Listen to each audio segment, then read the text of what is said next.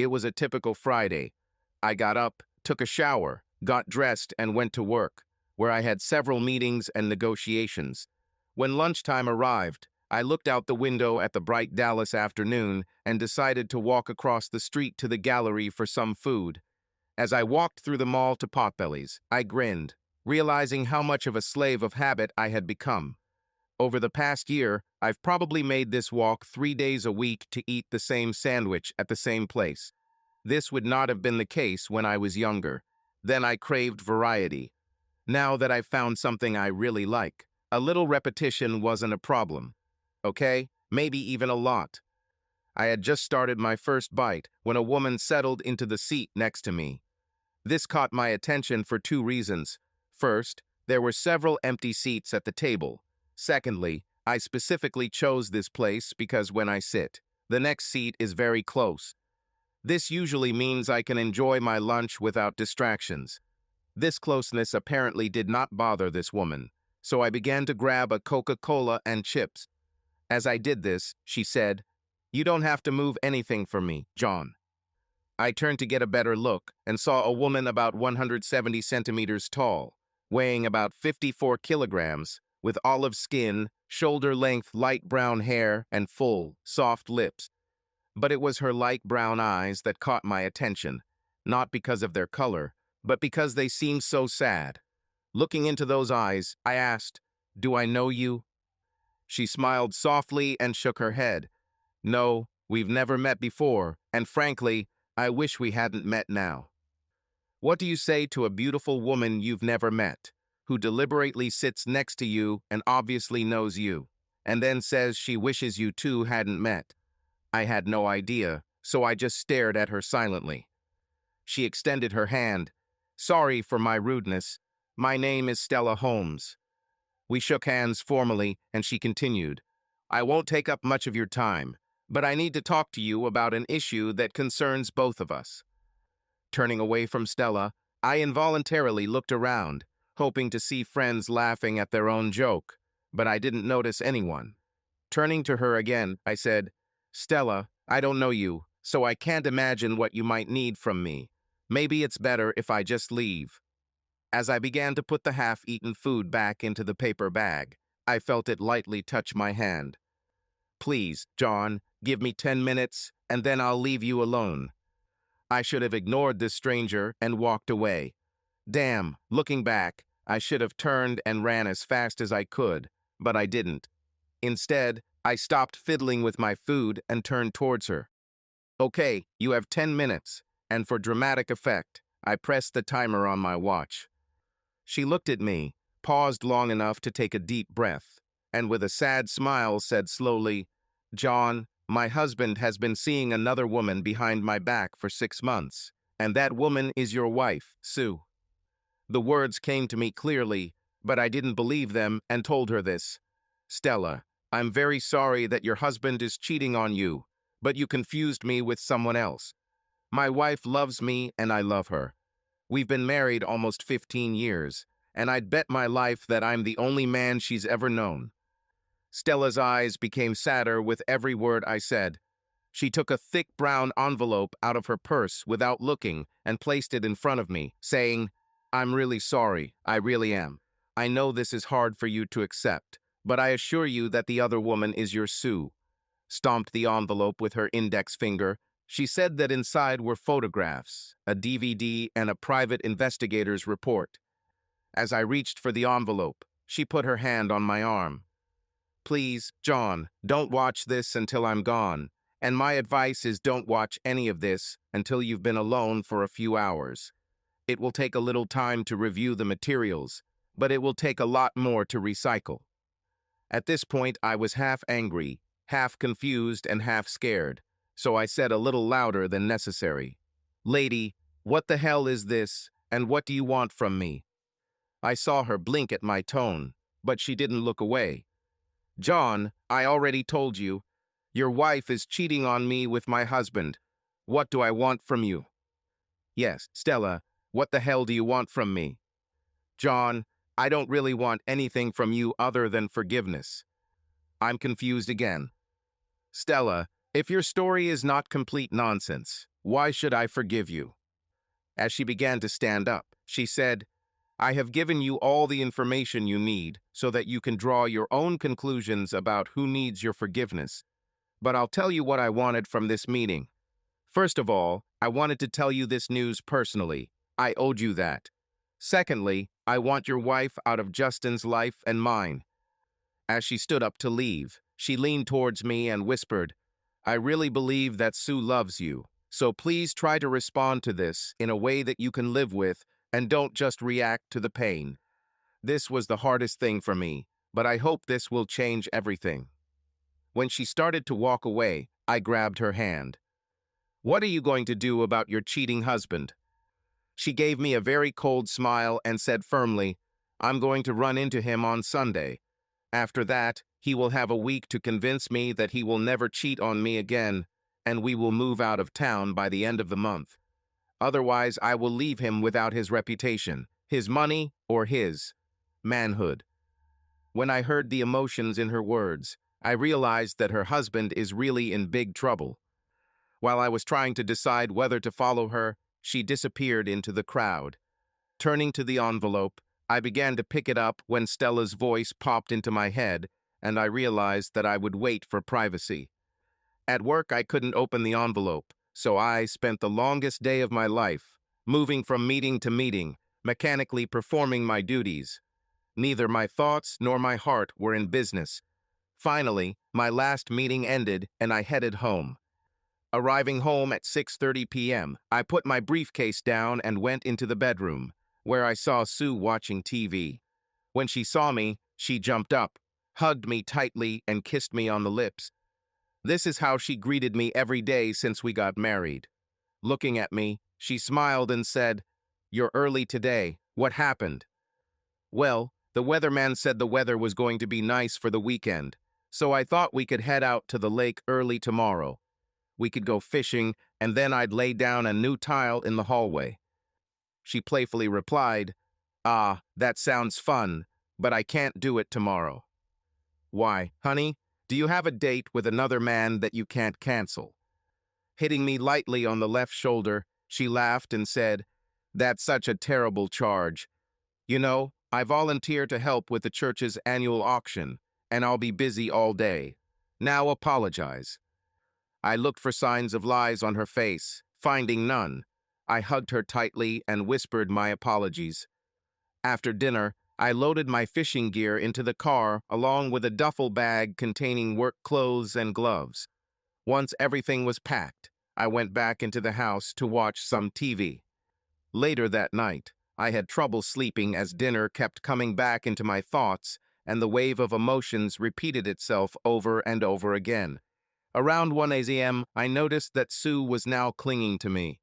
As I wondered how this could have happened without noticing it, I felt her hand begin to slide towards my penis. "Are you awake?" she asked in a whisper in my ear. "Yes, too tired to sleep," I muttered in response. "Too tired to sleep?" she laughed. "Is it like being too tired to have sex?" She tried to make love, but because of the thoughts that she could cheat on me, nothing came of it. As I rolled onto my side, I thought to myself, what the hell is going on? I woke up this morning and everything was fine.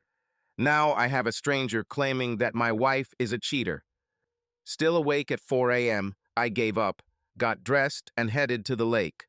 Before leaving, I looked at my sleeping wife and wondered what was happening and what would happen to us. After a couple of hours of driving, interrupted only by a stop at a gas station and a visit to the McDonald's drive-through window, I arrived at the lake house. Some of my earliest memories are from this house. If you believe the stories, my grandfather designed this house himself and built it with his own hands. My father told me it took 20 years. Even now, years after my parents died, I still expect them to greet me at the door with a smile and a hug. And every time it doesn't happen, I feel a little disappointed. Driving through the gate and up the dirt road, I saw a house that was modest by today's standards. The house, in addition to the obligatory living room and kitchen, had 3 bedrooms, 2 bathrooms, a game room, and a wraparound porch. But what made this house special was its location on 320 acres near a lake. As I drove up, I saw how soon the sun would appear over the hills, and at that moment my grandfather's house looked like my own personal Shangri-La. After quickly unloading the car, I grabbed a carton of orange juice from the refrigerator, opened the screen door, and walked over to the white rocking chair. I decided that no matter what happened later, I would officially start the day by watching the sun rise. Remembering that morning, the sun painted a breathtaking picture, bringing the hills and water to life with its arrival. I got lost in its quiet beauty. The next thing I remember was waking up with a half-empty carton of warm orange juice on the porch and the sun already high in the sky. After a few minutes of quiet grumbling, I decided it was for the best, since I probably needed some rest to do what I came to do. With that thought in mind, I took a liter bottle of water from the chest and an envelope, which I threw on the dressing table. I brought them both to the dining room table, where I sipped water while pondering the envelope. To hell with it, I grabbed the damned envelope and pulled out a second envelope with a 2-page letter attached to the top.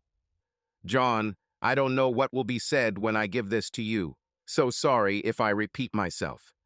My name is Stella Holmes, and my husband Justin Holmes has been dating your wife Susan for the past 6 months. In the second envelope, you will find an edited copy of my private investigator's report, photographs, and an edited DVD.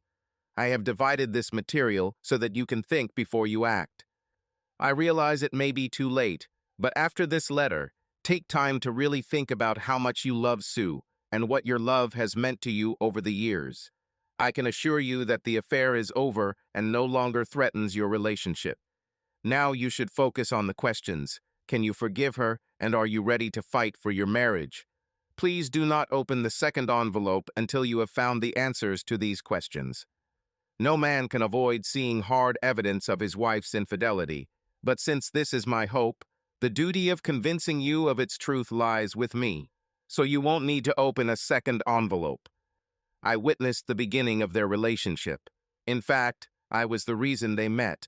It started at the Enigma Club.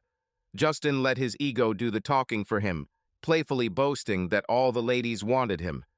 Tired of his boasts, I finally offered to bet that I could find a woman who didn't want him. He agreed, and I chose your wife. Why? Because I saw her during my previous visit to the club. She wore her wedding ring proudly, came and went with her friends, and although many men asked her to dance, she never accepted. I was sure that she would cool his ardor. Having made a bet and chosen a target, I went to another part of the club and waited for my humiliated husband to find me. 2 hours later, I found him sitting alone with his wife. I introduced myself, and after the initial awkward moment, everyone relaxed. The turning point came 30 minutes later when my husband suggested Sue try an illegal substance. Within minutes of her initial refusal, Justin convinced her to give it a try. At that moment, realizing that Justin would win the bet, I also took the pill. I won't go into all the details. Butsu actually went home with us that night. Maybe it was the mixing of alcohol and illicit substances, and maybe just the realization that we were all being so obscene. Whatever it was, it turned out to be a very intense experience. So much so that when Sue asked the next morning if she could go clubbing with us that night, I said no. But if she drove home quickly, packed, and came straight back, she could spend the day. She only left for an hour and stayed with us until Thursday afternoon. She needed to leave in time to prepare for your return the next day. When she left that afternoon, I was very happy. Justin and I just shared a wonderful, sensual week, and we shared a one-time experience with a very special woman. A woman who eagerly awaited the return of the one man she loved most. You, John. 2 months later, I found a pair of dirty panties that weren't mine. After not receiving a satisfactory explanation from Justin, I hired a private investigator. 2 weeks later, they confirmed his betrayal, and I asked them to collect as much evidence as possible. A few weeks later, looking through their initial photos, I was startled to see that the other woman was Sue. It didn't make sense to me. I knew Justin was capable of cheating, but from the way she spoke, I was sure Sue was deeply in love with you. So I asked the detectives to find out what they could about her. Where does she live? Where does he work? Is she after the money? Did her husband recognize her? Does he know what's going on? Have they separated? It took several months, but detectives were finally able to answer all but one of these questions. I still don't know why she did it. According to the report, whenever you went on a business trip for a week or longer, Sue saw Justin every day, always stopping the day before you returned. Some of these meetings lasted 30 minutes or less, but some lasted all day, and some lasted day and night. Given my early involvement in this situation, you would probably think that I would have agreed with this. Trust me, I don't. I loved that first week. It was wonderful for me as a woman and as a wife. But it was an experience we gave each other and shared with your Susan. What they have done since then has not included me, and therefore I find it unacceptable. Despite my anger at Justin, I realize that I still love him very much. He hurt me greatly, but I believe we will get through this as husband and wife. I'll run into him on Sunday, but I'm sure he'll choose to stay with me. The choice will be difficult for him, as I will demand my revenge, and it will include a lot of pain and a lot of humiliation. But it will be no more than what he made me experience. I have 4 reasons for writing this letter and providing you with evidence in the second envelope. The first is to let you know about the situation, because if I were you, I would want to know. The second is to provide you with all the necessary evidence if you decide to leave your wife. The third is to ask you to carefully consider whether your marriage is worth fighting for before you make any decisions. These goals have now been achieved. John, be very careful what you decide to do next. Make sure it's really what you want. My fourth reason behind all this is to ask for your forgiveness. I realize that my participation is inexcusable. I have no excuses. I know that what I did was wrong, and I accept that the pain and humiliation I face daily are a direct result of my own actions. You, on the other hand, are the innocent victim of our joint decisions. For this, I sincerely apologize and ask for your forgiveness. That's all I wanted to say. I don't know where you'll go from here, but my detectives have reported that you are a good and decent person. I trust you to make the right choice. Stella Holmes. After finishing reading Stella's letter, I stood up and took out a can of beer from the refrigerator, opened it, and drank it in 2 gulps. Not only was it refreshing, but it also gave me something to focus on as my thoughts started racing in different directions. Can I trust Stella? What woman would come up with such a thing? She must have the wrong Sue. Damn, Sue would never go to bed with those two. Years ago, when I shared my fantasy about the same thing, she freaked out, saying she would never share me and would never sleep with a woman because it was disgusting. So strong was her reaction that I never brought up the topic again. Damn, this is not right. Stella's detectives made a mistake with her husband. This is the only possible answer. Ironically, I had to take Stella's words at face value. I had to spend the afternoon thinking about my life with Sue and the future I wanted for us. Instead, I did exactly what she asked me not to do. I grabbed a bottle of Jack Daniels from the bar, took the second envelope, walked over to the couch and opened it. I should have listened to Stella. Inside was a thick private investigator's report detailing people, places, times, and sightings. That is, who did what and how much they liked it. But I didn't read it to the end. Instead, my attention was drawn to the 8x10 photos that fell into my hands. Each one was carefully dated and time-stamped. Each could be described as a high-definition image. And each, absolutely each of them, showed my wife.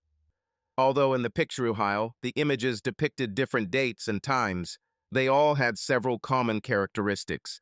In none of the photographs could I see the man's face, but in each photograph I could see the wedding ring I had placed on Susan's finger. Seeing all these images broke my heart, but it was another common quality that brought me down.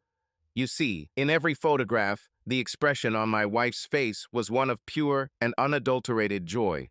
She was delighted. After that, I drank a little, but not as much as you might think. After a while, when all the photographs were laid out on the floor in front of me, I turned on the DVD. Watching this was truly disappointing. For the most part, the video wasn't as detailed or clear as the images. Besides, the shock value was no longer there. Yes, the video showed this bitch cheating in every possible way, but everything I felt watching it was empty. After a long time, I put everything back into the envelope and put it back on the dresser. Then I climbed onto the bed and started crying. I cried uncontrollably for a long time. At some point, a memory came to me of the last time I lay in that bed and felt terrible. I was a freshman and felt like crap because my girlfriend left me for a junior with a driver's license and an old car. Mom and Dad let me wallow in self-pity all day Saturday until they returned from church on Sunday. At this time, Dad came up to me and said, "That's enough, boy." He told me that life is hard and unfair, so don't be surprised when it kicks you in the butt every time. I remembered looking at him and asking what I could do to stop the pain. He grabbed my shirt and literally pulled me off the bed before answering. "Son, you have to accept that eventually the rains come. Sometimes they bring incredible harvests, and sometimes they cause floods. When there's a flood, all you can do is complain. It means you face the facts and do the best you can. Take care of yourself, take care of your family, and, if possible, help those less fortunate than you. You do this every time a storm comes into your life, and no matter the outcome, I will be proud to call you my son." A few minutes later, I was sitting at the dinner table drinking bottled water, trying to decide if my marriage could be saved. After an agonizing hour, I came to the conclusion that this was not the case. I could go through almost everything. It wouldn't be easy, but I really think that with her help, my love for her would get me through it. Unfortunately, there was one circumstance. Well, it wasn't really any one action on Sue's part, but rather the result of many. I knew that she had done with him several times what she had always denied me. Taken together, this meant that I would never be able to forgive her. I couldn't forgive her because she had given herself more fully to another man in the last 6 months than she had given herself to me in the last 15 years. Realizing that a difficult decision had been made, I began to think about how to approach the divorce. I knew I wanted to present it as a fait accompli rather than suffer through a long series of arguments and legal battles. So I took a blank piece of paper and started making a list of everything I would need to do. Find a lawyer, bank accounts, credit accounts, find a place to live, and protect as much of my assets as possible from divorce.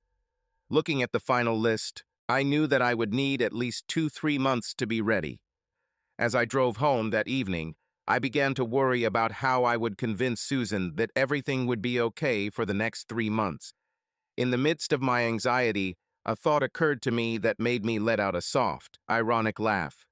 After walking another mile, I pulled over to the side of the road and added one more item to my to-do list: party plan.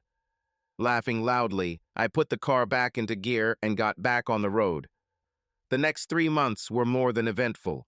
I coped by focusing on what was important, preparing for the divorce and life after it, maintaining a semblance of normalcy for Susan and the party. A week later, I managed to find a good lawyer. From the first meeting, I realized that he was exactly what I needed. I told him I was looking for a lawyer who could file a divorce based on Susan's infidelity and who could maximize my share of our marital property. I told him that after she receives the documents, I never want to see her again. He felt that this would create unnecessary complications, but I assured him that this was a requirement. Ultimately, I wanted him to find Mr. and Mrs. Holmes and sue them for breaking family ties. Stella was right, it was unforgivable, and I wanted my share of justice too. Before I left his office, he had made a significant advance, and I had an introduction to a financial advisor who specialized in preparing men for divorce. The first time I met with a new advisor, I presented him with a list of all my assets and liabilities, and he spent 40 minutes asking me questions. When we met a week later, he had very good news and a detailed plan to protect my assets. At the next meeting, I signed a power of attorney and instructed him to carry out the plan. This included closing my retirement accounts, transferring funds from joint to individual accounts, and moving funds overseas. Key to this plan was the sale of the family's lake home. It turned out his estimate was wrong. The house sold 45 days after going on the market, and the net price was almost 50% higher than his best-case scenario. Now I will never worry about my bills. My original plan was to set up a two-bedroom apartment to live in after I left Susan. But given my new financial plan, I decided a more drastic change of scenery would be in order. A week after the money from the house hit my account, I booked a cruise around the world on Queen Elizabeth II. An ocean view cabin with a balcony cost me $37,125, but I had always dreamed of going around the world, and I couldn't think of a better time. Key 2 departed from New York, and in 4 months I will be back in the same city. Unfortunately, the Key 2 did not set sail until 3 months after the party. It took me another week to plan for a pleasant wait for the cruise. As you might imagine, pretending that everything was normal was the hardest thing in the beginning. Starting the night I returned from the lake house, I had to consciously look into her eyes and smile. I think the only reason I made it through that first week was because of the sex. I refused her this, so whether she hated it or not, I didn't care anymore. I also tried to spend as little time at home as possible.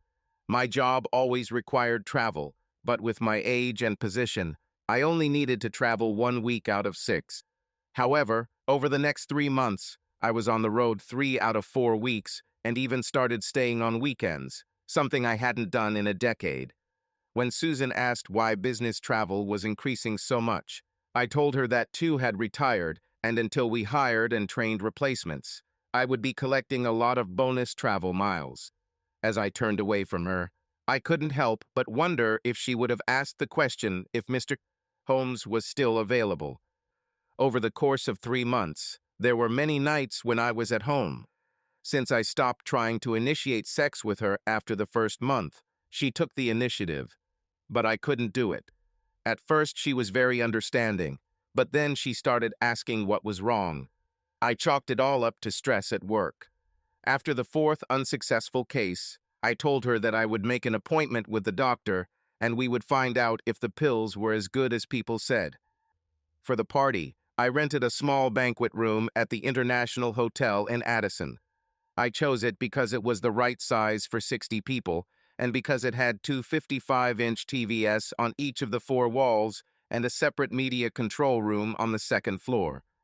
Invitations were sent to all of our friends and family to join me for a surprise party for my wife to celebrate our 15th anniversary. The invitation also stated that this was an adults-only party. 52 people confirmed their participation. I hope to make this an unforgettable evening for everyone. Our anniversary day arrived, and I woke my wife up with a gentle kiss on the cheek. As she started to get up, I said, "Happy anniversary," and placed the breakfast tray in her lap. Between sips of orange juice and small pieces of toast, she smiled and said, "You're such a good cook. I think I'll keep you as my husband for a while longer." Instead of telling her that she no longer had this option, I smiled back and told her to hurry up since the guests were soon to arrive and she needed to get dressed. An hour later, Susan was surprised when I let her best friend Allison in. She was even more surprised to see a limousine at the door. I pulled out a large bag from behind the chair and handed it to Susan. The bag was filled with gift wrap and Susan asked, "For me?" I kissed her on the cheek and said, "Yes, Susan, all for you." I then informed her that Allison would be joining her at the Golden Age Spa. She had a full day of self-care ahead of her. The only thing I asked was that she be dressed in the new clothes I just handed over and be ready by 6 p.m. At this time, the limousine will return for her, and Allison will bring her to me. After I assured her I wasn't kidding, she told me she loved me, kissed me, and walked out to the limo with Allison in front. 20 minutes after the limo left, a small moving truck pulled into my driveway. An hour later, everything I wanted to take with me was packed and sent for storage. It wasn't much, mostly photographs and memories from childhood, some tools and clothes.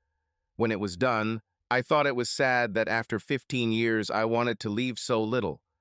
I arrived at the hotel at 5 p.m. and spent 15 minutes talking with Dave, the man who would be running the media booth.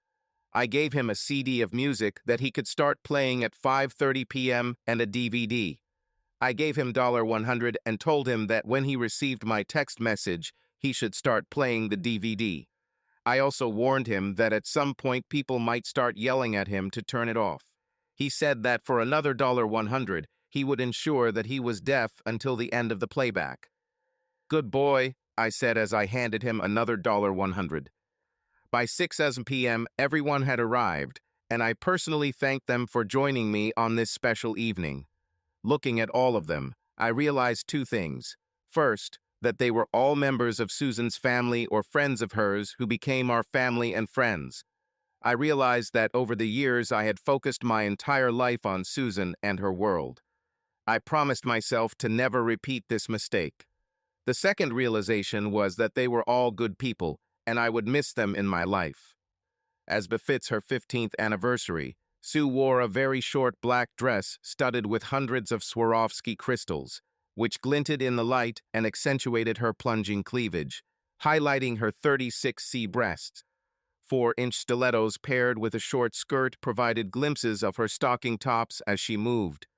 Looking at her, I saw that she was the most beautiful and sexy woman in the world, the only woman I've ever truly loved.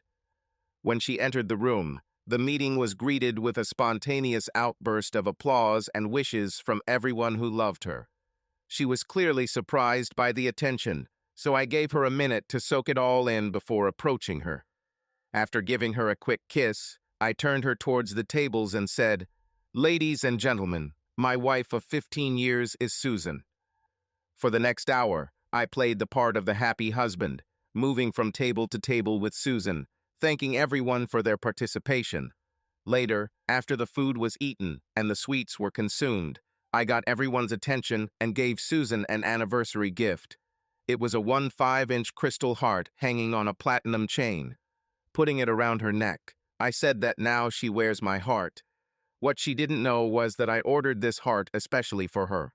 You know, crystal hearts are easy to find, but as I learned, it is very difficult to make one that has a significant crack in it, which is exactly what she now had. The heart she now carried was as broken as mine. Susan told the crowd that I kicked her out of the house so quickly this morning that she didn't have time to take my big anniversary gift with her.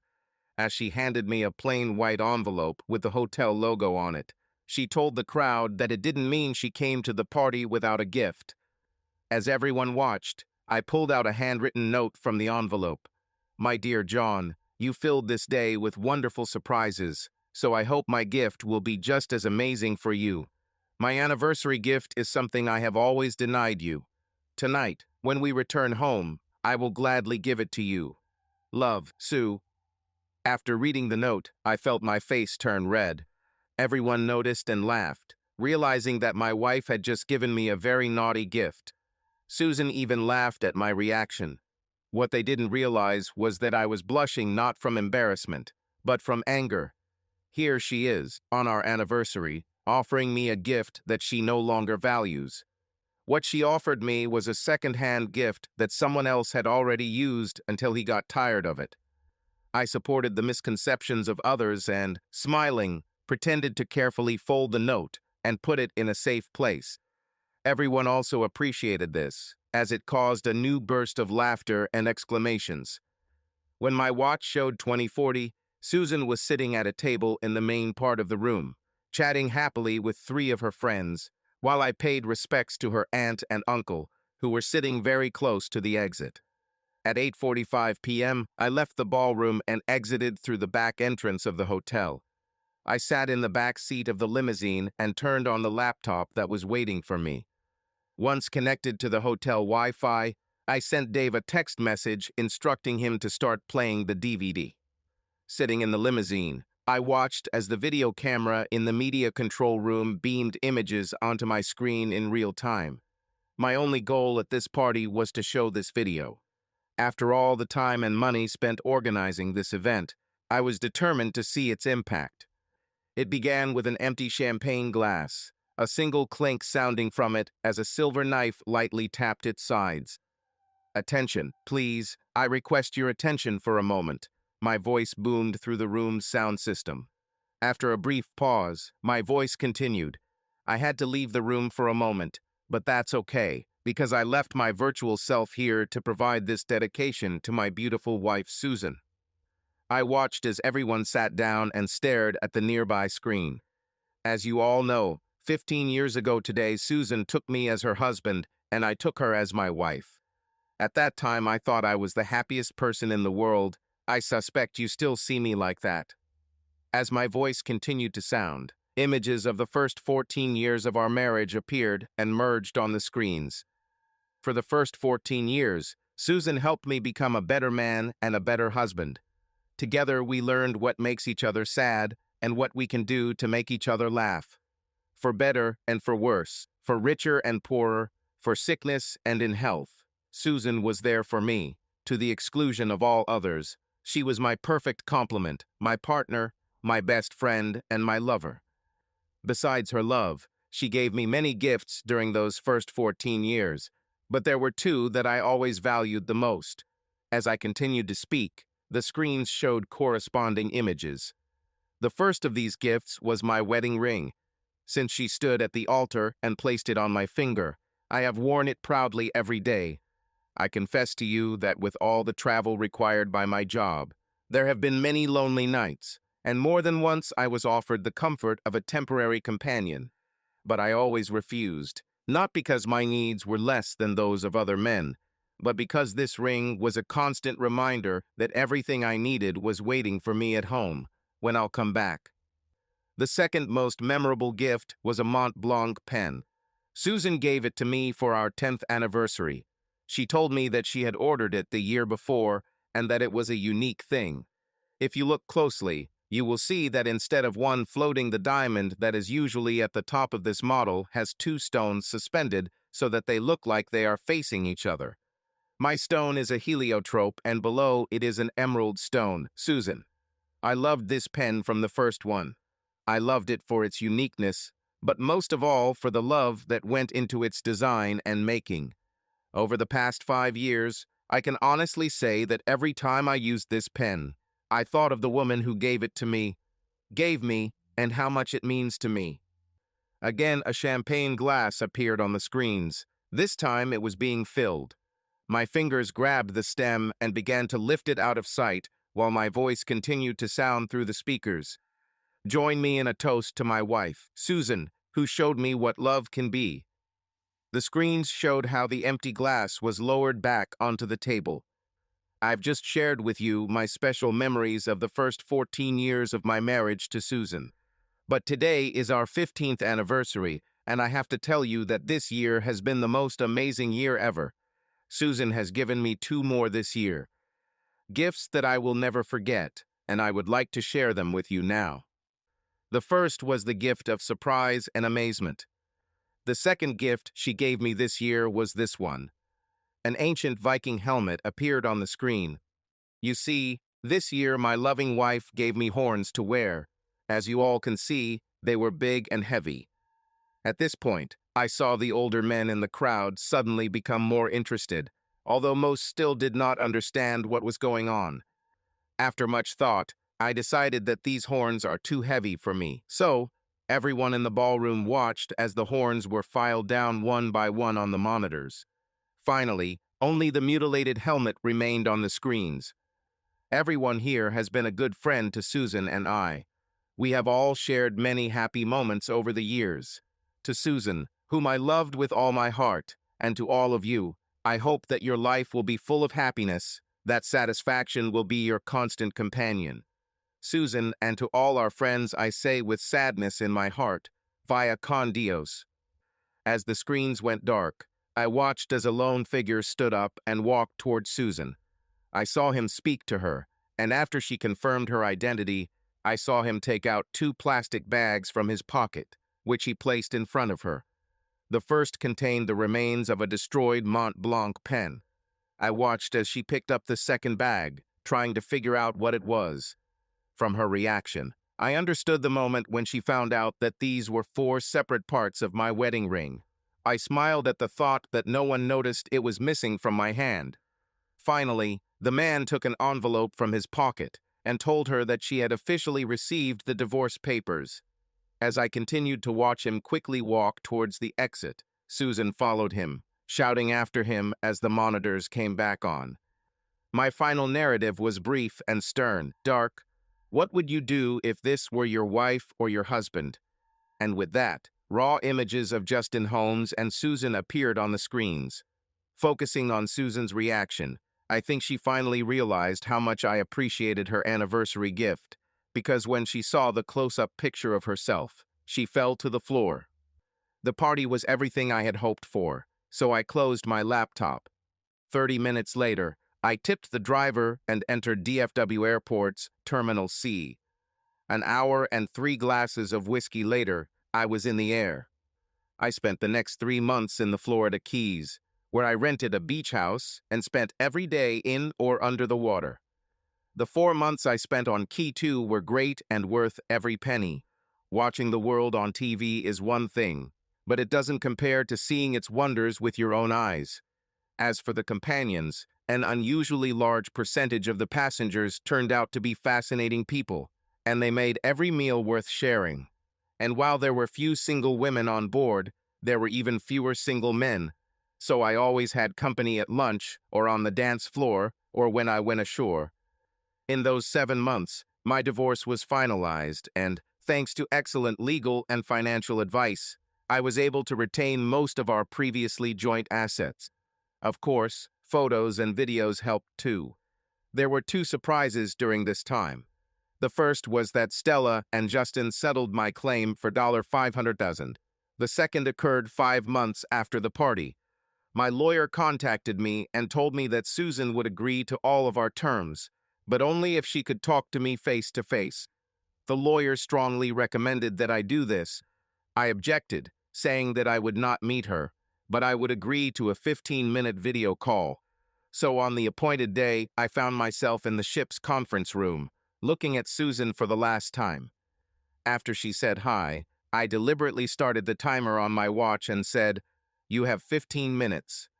She spent 10 of them explaining how it was a big mistake, how stupid she was, and how it would never happen again. I just stared at the screen, remembering how her lips tasted, how much she loved to kiss, and how much I miss her. She spent the remaining 5 minutes begging me to come home. When her time was up, I asked my lawyer if I had fulfilled my obligations. He exchanged glances with Susan's lawyer, then said, "Yes, John, you complied." "Okay," I said. Then I looked straight into the camera, knowing that to Susan it looked like I was looking straight at her. "Susan, I gave you everything I had, and I thought you gave me everything in return. But when I saw you with my lover, I realized that I never had you all. Seeing you together made me realize that you shared more with him than you ever shared with me."